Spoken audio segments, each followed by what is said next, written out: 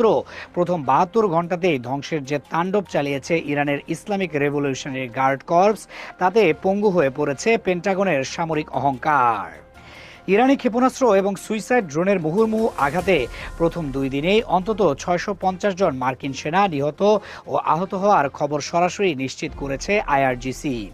আইআরজিসির মুখপাত্র brigadier general Ali Mohammad Naimi বলছেন, পারস্য উপসাগরীয় অঞ্চলে থাকা প্রতিটি মার্কিন সামরিক ঘাঁটি এবং তাদের অত্যাধুনিক নৌ সম্পদগুলো এখন ইরানি বাহিনীর সরাসরি লক্ষ্যবস্তু।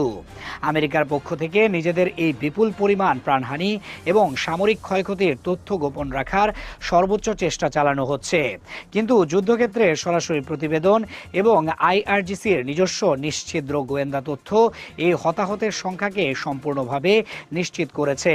পরিস্থিতির ভয়াবহতা এতটাই চরম আকার ধারণ করেছে যে মার্কিন নৌবাহিনীর অন্যতম গর্ব সুবিশাল বিমানবাহী রণতরী ইউএসএস আব্রাহাম লিঙ্কন বাধ্য হয়েছে লেজ গুটিয়ে ইরানের উপকূলীয় জলসীমা ছেড়ে পালাতে। দক্ষিণ পূর্ব ইরানের চাবাহার উপকূল থেকে প্রায় ২৫০ থেকে ৩০০ কিলোমিটার দূরে দম্ভের সাথে অবস্থান করছিল এই ইউএসএস আব্রাহাম লিঙ্কন, কিন্তু রণতরীটিকে সম্পূর্ণ ধ্বংস করার উদ্দেশ্যে অত্যন্ত নিখুঁতভাবে ৪টি বিধ্বংসী ক্রুজ ক্ষেপণাস্ত্র নিক্ষেপ করে ইরানি বাহিনী। রাডারে ধেয়ে আসা এই মৃত্যুর সংকেত দেখতে পেয়ে রণতরীটি নিজের অবস্থান পরিবর্তন করে দ্রুতগতিতে দক্ষিণ পূর্ব ভারত মহাসাগরের নিরাপদ দূরত্বের দিকে পালিয়ে যায়।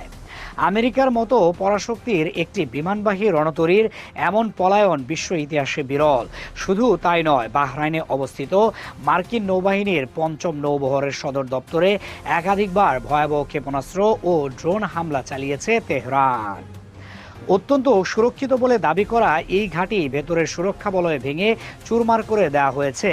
৫ম নৌবহরের ওপর চালানো মাত্র একটি হামলায় ১৬০ জন মার্কিন সেনা সরাসরি হতাহত হয়েছে।